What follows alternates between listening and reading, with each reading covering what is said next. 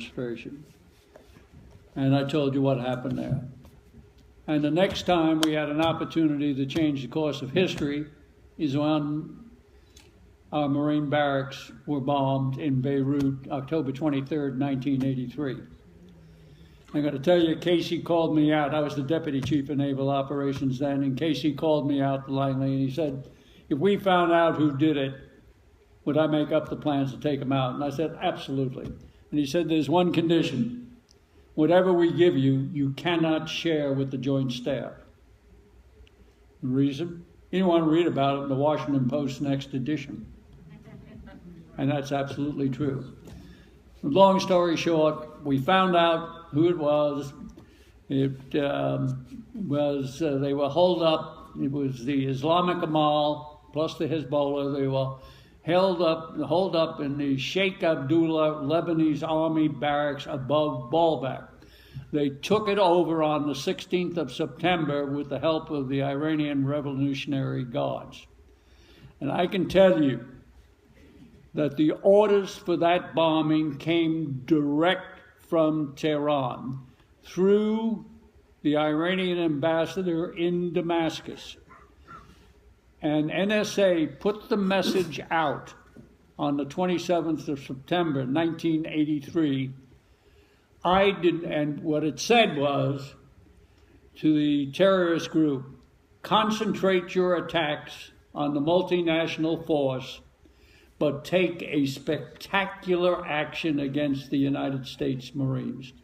That came out almost 4 weeks before the attack. I did not see that message until the 25th of October, 2 days after the bombing. I've never gotten a satisfactory answer where it was, what happened to it. But now more to the point. So when we found out where it was, I couried the plans to the carriers because I knew the Soviets were reading our comms at that time.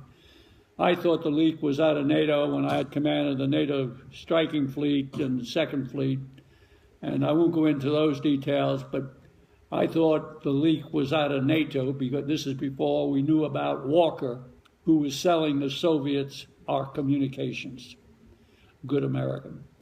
Anyway, we had the planes loaded. In the words of the strike group commander, Jerry Tuttle, who used to work for me, this was a chip shot. We would have been in and out in a matter of minutes. We were going to make the Sheikh Abdullah barracks look like a plowed cornfield in Kansas. The guy who sabotaged, now, I got to tell you this. I had to go down and brief the chairman of the Joint Chiefs of Staff at the time, Bessie. Us laymen and the CNO were getting all nervous that I was going to carry out a strike without telling anybody. Oh, God forbid. So I went into Bessie. Now, you got to put yourselves in the position of the chairman of the Joint Chiefs of Staff. And I walk in and I say, we got the group that killed 241 of our finest Marines. And I'm sure every one of your reaction would be, great, go get them. It was almost like he didn't want to hear it. You know, he told me I had to brief the chiefs, so I briefed the chiefs. They all agreed. I briefed Weinberger, went through everything with Weinberger. At the key meeting with Reagan, and at that meeting, I had called out to the Sixth Fleet, and I said, load those damn planes, because what we were going to do was we're going to do the strike at first light, because I wanted to give those bastards a sound send-off to Mecca.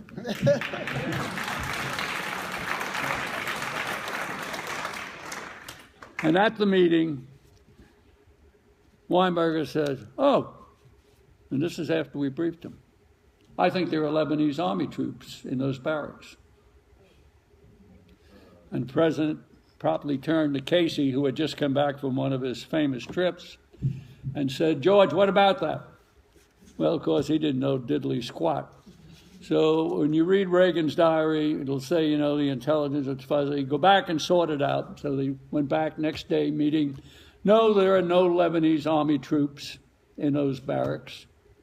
And this time, Weinberger starts waving his arms wildly. I get this from the National Security Advisor, Bud McFarlane, and George Shultz, the Secretary of State. And said, we're going to lose all our Arab friends if we go ahead with the strike, da-da-da-da-da-da. He got Reagan confused enough, we never could get the order to execute the strike and download the planes. You're going to read in Weinberger's book that said, we didn't have good intelligence and we weren't sure where they were. That was pure BS. We had people in there, we had the photographs, we knew exactly who it was, where they came from, and we were going to give them a proper send-off. And to undercut that claim, the French, you recall, lost 55 military personnel. They wanted to do a combined strike with us. Reagan approved the combined strike. I told Tuttle, go share those strike plans with the French. And Reagan approved it. And I'm glad you're all sitting down because Weinberger wouldn't issue the execute order. He should have been fired on the spot. And how did he get out of, well, he went over and he used his kitchen cabinet association with Reagan from California. And he told Reagan, oh, we really didn't have to go. The French totally wiped them out. And you'll read that in Reagan's diary. Pure BS. The French went, dropped two 500-pound bombs and killed a goat. And what happened then? We were seen as bowing to the terrorist threat. It became Osama bin Laden's rallying cry. The Americans can't suffer casualties, they will cut and run. And in the eyes of the Middle East, that's exactly what we did. We could have changed the course of history right there. But along with a few other incidents, we failed. And again, it didn't matter, Democrat or Republican administration.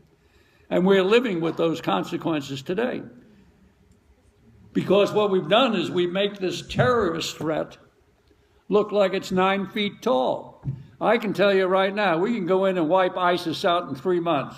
What we got to do,